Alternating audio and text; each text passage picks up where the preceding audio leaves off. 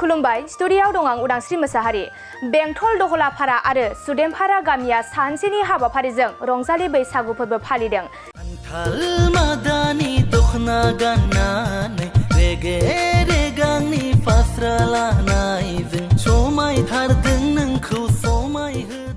बैसागु फोरबोआ बर' हारिनि देरसिन फोरबो। बे फोरबोखौ गासै बर'फोरानो गाजा गोमजायै बैसागनि 1 खालारनिफ्राय 7 सानसिमहालागै बायदि बायदि हाबाफारिनि गेजेरजों फालिनायखौ नुनो मोननाय जायो। थिग बेबायदिनो दिनै बैसाग दाननि 2 खालार खालि चिरां जिल्लानि सिङाव थानाय बेंटल हालामनि दहलाफारा आरो सुदेमफारा गामि दरनैजों लोगो नांनानै सानसेनि मेहेरगोनां हाबाफारिजों रंजालि बैसागु फालिनायखौ नुनो मोननाय जादों। बे हाबाफारिजों लोब्बा लाखिनानैनो मोसानाय बादायलायनाय, थुनलाइयारि आयदा बादायलायनाय, खेला दुला बादायनाय आरो नेम बादियै बैसो जानाय सुबुंफोरखौ उन्दैया खुलुमनाय, गेदेरा उन्दैफोरखौ बोर होनायखौबो नुनो मोननाय जादों। लोगोसेनो बे हाबाफारियावनो गाहाय आलासि महरै बाहागो लायो चिरां जिल्ला बाथौ गुथुमनि गाहाय नेहाथारि मन'लाल बसुमतारीजों लोगोसे बेंटल फरायसालिमानि बिबुंगोरा धनन्जय बसुमतारी, बर' बाजार सोलोंसालिमानि बिबुंगोरा गौरीश्वर बसुमतारी, बर' बिजों गुदि फरायसालि आफादनि आफादगिरि थानेश्वर बसुमतारी बिथांमोनखौ बे हाबाफारियाव बाहागो लानायखौ नुनो मोननाय जादों। खोब गोजोननाय मोनदों। बेजों लोगोसे आङो गोदान बोसोरनि बयनिसिमबो चिरां जिल्ला दुलाराय बाथौ गुथुमनि जानानै बयनिसिमबो गाहाम अनसायनाय आरो गाहाम देहा हास्थायनाय थाबाय। खोब गोजोननाय मोनदों दिनैहाय आं बेवहाय आलासि महरै फैनो मोननायखौ। दिनै बिथांमोनहा 13थि रंजालि बैसागु फोरबो फालिनाय बे हाबाफारिखौ लादों। दा बे हाबाफारिनि बायदियैनो आंखौ लांदां बैसागु फालिनायनि जेनाखि बेखेवनाय, बे बेखेवनाय हाबाफारियाव आंखौ आलासि लेंहरनाय बायदि आङो दिनैहाय बेखेवनानै होबाय आरो दा मोसाबाय, बयबो रंजाबाय। जोङो जिहेथु मिथिंगाजों सोमोन्दो दङ गोदोनिफ्रायनो बर'फोरनि रायजो जानाया, बे मिथिंगाजों सोमोन्दो लाखिनानैनो जों दिनैहाय जेरै मिथिंगाया रंजाखाङो, जोंबो मिथिंगानिनो मोनसे बाहागो हिसाबै जोंबो रंजायो। जिहेथु जों जिबि, गासै जिबियानो रंजायोब्ला मानसियाबो जिहेथु जिबियावनो गोग्लैयो, बे जिबि हिसाबै जोङो रंजायो आरो बे रंजानाया बयनिबो जिउआव गोनांथार। बयनिबो थांनानै थानायाव रंजानायखौ नांगौ। जोङो बोसोरसे मानि मावबाय दांबाय, गोजामखौ जों बिदाय होबाय, बिदाय होनानै थांनाय समफ्राव जों जिनाखि खामानि मावदोंमोन बे मावनायाव जाफुंनाय जाफुङै बेफोरबायदि थाबाय, जोङो फिथाइ मोननाय मोनै बेफोर थाबाय।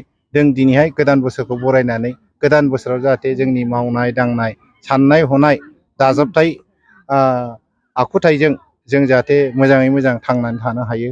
दा बेखौनो नोजोर बोनानै बैसागु फालिदों आरो रंजादों आरो बे फालिनाय आरो रंजानाया खोब ओंथि गोनां जादों होननानै आं दिनैहाय सानदों आरो। सिगांनि बर'फोरनि रंजालि बैसागो फालिनाय आरो दानि बर'फोरनि रंजालि बैसागो फालिनाय जोबोद सोलायनाय नुनो मोनबाय।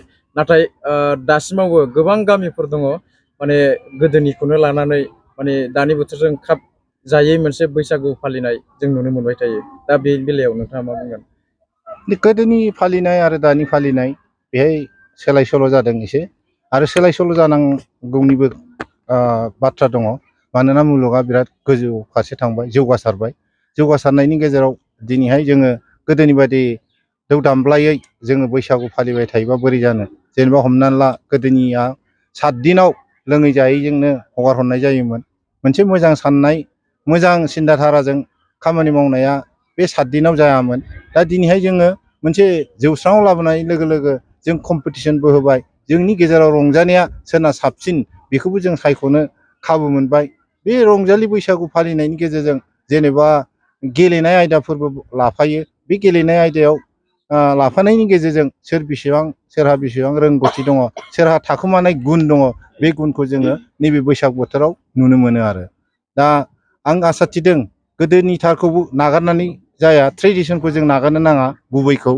मानोना आं सासे मडेल भिलेजनि मानसि, आङो दांथल गामिनि। मडेल भिलेज जेब्ला जायो जोंखौ गुवाहाटि इउनिभारसिटियाव फोरोंदों। बिथांमोना फोरोंफैनायाव बुंदों जेब्लाबो गावनि गुबै ट्रेडिसनखौ दानागार होनदों। जेब्लानो नागारबाय अब्लानो जोंनि हारिमुनि सिनायथिया गोमाबाय। ओंखायनो बुंदों lost to culture, lost to identity. दा जोंनि हारिमुखौ जोङो जेब्लाबो लाखिबाय थानांगोन। खालि एसे बयजोंबो गनायजाथाव नङाबा बेखौ नागारनानै जों गनायजाथाव महरै फोसाबनायनि गेजेरजों जोङो रंजाबानो जाबाय आरो। दा बेखिनियानो। आथिखालाव बैसागु मोसानाया माने रेडिमेड मेथाइफोरजोंसो जों बांसिनै रंजानाय नुनो मोनो नाथाय गोदो गोदाय जों नुनो मोनोमोन जे खाम जथा सेरजाजोंसो माने रंजानाय नुनो मोनोमोन दा बे बेलायाव मा बुंगोन? दा बेवहाय एसे साननो गोनां जादों बेबायदि रेडिमेडआवल' थांनानै जोङो मोसायोबा जोंनि जेनाखि रोंनांगौ बे गैया जालांगोन। रेडिमेडखौल' नागिरोबा दा दिनैहाय जुगा मोनसे सोलायनाय फैगासिनो दङ। मोनजानो लुगैयो जानायावबो जों रेडिमेडखौसो जानो लुगैयो, बेखौ गोथाव मोनो। थिग बिदिनो जोंनि जेनाखि मोसानाय बहायबो जों केसेटजों मोसानो लुगैयो। नाथायब्ला जोङो दिनै चिरां जिल्ला दुलाराय बाथौ गौथुमनि जानानै आं बेखौनो बुंगोन, जों बेखौ जोङो जेब्लाबो माबा होनाय जाया, लाइ होनाय जानाय नङा। दा जोङो गावनो खनथारनाय, गावनो दामनाय, जयै मोसानायानो होन एबा देमसि मोसानायानो होन, जोङो बे हाबाफारिखौ लागासिनो दङ। दिनैहाय लाबोयै लाबोयै जोङो गोबाव बोसोर फालिबोबाय, देग्लाय 33थि जाफैबाय जों चिरां जिल्ला हिसाबै। दा बेवहाय जोङो बे जिनिसखौ लाखिबाय थालांगोन आरो जोंनि दामजु दामनानै जेनाखि मोसानाय खननाय बेखौ जोङो जेब्लाबो लाखिबाय थालांगोन। जोङो बे जोंनि देग्लायनि 13थि रंजालि बैसागु खुंनायजों लोगोसेयैनो गासैबो नोंथांमोन नुजाफैनो हानाय बेवहाय मिडिया नोंथांमोननिसिमबो जोंनि गामिनि जानानै लोगोसे रंजालि गावसुंथाइ आफादनि जानानै गाहाम हामलायथि बैसागु बोथोरनि बावबाय। लोगोसे बे ओनसोलनि गासैबो रायजो राजा साननो हनो गोरों व्यक्तिफोरनिसिम आरो लोगोसे समाजफोरनिसिम जोङो रंजालि बैसागु बोथोर देग्लायनि जेनोखि बैसागु बोथोर बिनि गाहाम हामलायनाय जासिबाय। आरो जेनोखि देग्लायनि बोसोर, गोदान बोसोर, बेजों लोगोसे नैबे बोसोरा बयनिबो थाखाय गोजोन आरो मोनसे जौगासारनाय थासारि लाबोनानै होफैदों, बेखौ जोङो आफा इसोरनिसिम मिजिंथिबाय। बयनिसिमबो गाहाम हामलायनायखौ जासिहरबाय। गामियाव माबायदि फालिनो होननानै थांखि लानाय जादों? गामियावथ' सिगांनिफ्रायनो जोङो फिसा फिसा खुंबोबाय थादोंमोन, नाथाय देग्लाय एसे साबसिनै खुंनो हानायखौ मोननानै गोजोननायबो मोनदों आरो। न'खर न'खर गिदिंनाया गाबोननिफ्राय जागोन। बेवहाय जोङो ज' ज'यैनो खाम सिफुं जथा लानानै जोङो न' न' हाबनानै बेरायगोन। बेवहाय बयनिबो न' न' बेरायनानै जोङो बयनिसिमबो गोजोननायखौ जासिबोगोन आरो रंजाबोगोन। जोंनि अनजालि गावसुंथाइ आफाद लोगोसे सुदेमफोरा दलाफोरा गामि मोननैजों जेनोखि 13थि रंजालि बैसागु फालिनाय, बे फालिनाया दिनै जोंहा मोजाङै मोजां फिरफिला बिरहोनायनिफ्राय लानानै आरो बैसागु थिलि बेखेवनाय बे गासैबो गाहाय आलासि नुजाथिनायजों लोगोसे जोंहा जाफुंनानै थांबाय।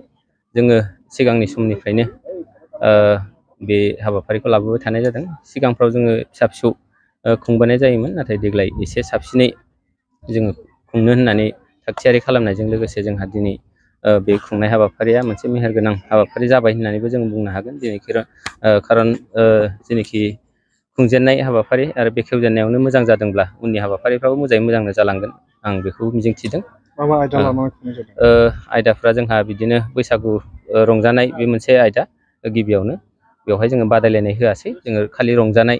गासैबो गामिफोरनिफ्राय जोंनि बेवहाय बाहागो लाफैनो जों खावलायहरदों। खावलायनाय लेखायै बेवहाय गासै गैयाबाबो 10-15थासो गामि बिसोरो नुजाफैनानै दङ। बिसोरखौ लानानैनो जोङो रंजागोन आरो लोगोसे बेवहाय गेलेनाय आयदा, फिसा फिसा गथ'फोरखौ लानानै जोङो गेलेनाय आयदा जोङो होनो नागिरदों आरो गेलेनाय आयदाखौ जोङो दा दसे उनाव बेखेवगोन। आरो बेजों लोगोसेयैनो थुनलाइयारि आयदा, जोङो गथ'फोरखौ लानानैनो बिथांमोननि जेनोखि टेलेन्ट, जोङो आखिनाय आर्ट कम्पिटिसन, लोगोसे लिटारेरि सेक्सनावनो बै लिरनाय स्पट राइटिं बेबायदि जों होनो नागिरदों। दा बेवहाय उननि समाव जोङो बे फंबाय उन्दैमोनखौ लानानै जोङो बे हाबाफारिफोरखौ मावफुंलांबाय थानाय जागोन आरो। गोजोनथाव खौरां, बाजाज बाइक लानो गोसो गुदुं सुबुंफोरनि थाखाय गोजोनथाव खौरां।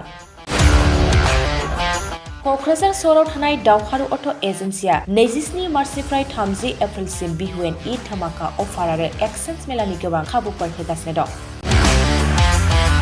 दावहारु अट' एजेन्सिनिफ्राय बायगिरि बिथांमोना 7,999 राङावनो लवेस्ट डाउन पेमेन्ट होनानै बाजाज बाइक लानो हागोन।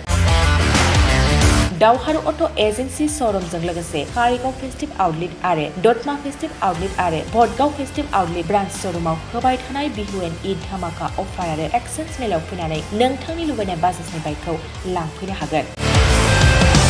बाजाजनि बाइक सालायनो मोजां मोनग्रा रायजो राजाफोरनि थाखाय दावहारु अट' एजेन्सि श'रुमा बेनि अनगायैबो गोबां मोजां अफार लाबोदों। बेफोर अफारफ्रानो जाबाय जेरै helmet free, 5 litre petrol free आरो गासैबो मडेलनि एक्सचेन्ज खाबुआ एभेलेबेल जागोन। आरोबाव गुबुन मोनसे मोजां खाबुआ जादों 500 रां होग्रोनानै गोसोबादि बाइकखौ नोंथाङा आवगायना दोननो हागोन। गोबां बाथ्रा मिथिबावनो थाखाय 60000399878822018193 जानबुं नाम्बारनि गेजेरजों खौरां लाहरनो हागोन।